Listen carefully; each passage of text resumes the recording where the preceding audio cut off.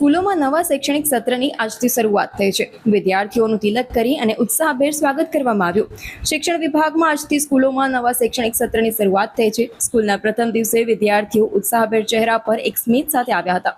વિદ્યાર્થીઓનું સ્વાગત શિક્ષકો દ્વારા તિલક લગાવી અને કરવામાં આવ્યું હતું। શિક્ષકોએ પણ વિદ્યાર્થીઓને નવા શૈક્ષણિક વર્ષ માટે શુભકામનાઓ પાઠવી હતી।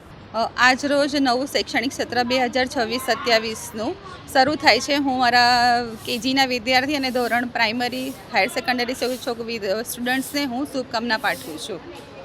શું કહેશો કઈ રીતે આજે વિદ્યાર્થીઓનો ઉત્સાહ જોવા મળ્યો હતો?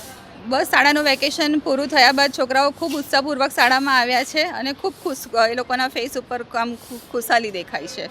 નવા શૈક્ષણિક સત્ર માટે શું સંકલ્પ છે હવે વિદ્યાર્થીઓનો વિકાસ? બસ આપણે વિદ્યાર્થીનો વિકાસ સારી રીતે કરી શકીએ, એ લોકોનું ઉજ્જવળ ભવિષ્ય આપણે ખૂબ સારી રીતે શાળાના શિક્ષકો દ્વારા એ લોકોની પ્રગતિ થાય એવી અમારી આશા છે। શું નામ છે તમારું? દર્શના શાહ।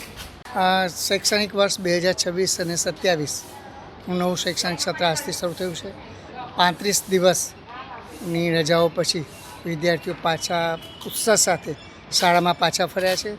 અંબે ગ્રુપ ઓફ જે સ્કૂલો છે એમાં અંબે વિદ્યાલય અને જય અંબે વિદ્યાલય ખાતે આજે વિદ્યાર્થીઓનું તિલક કરી એમનું સ્વાગત કરવામાં આવ્યું। તેમજ વિદ્યાર્થીઓને આજે ઉષ્માભેર એમનું સ્વાગત કરતા વિદ્યાર્થીઓ ખૂબ જ ઉલ્લાસ સાથે શાળામાં પ્રવેશ મેળવે છે।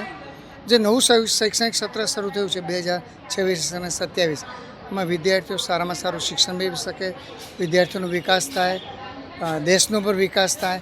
બસ એ જ શુભકામના સાથે દરેક વિદ્યાર્થીઓને અને વાલીઓને અંબે ગ્રુપ ઓફ સ્કૂલ્સ વતીથી ખૂબ ખૂબ હાર્દિક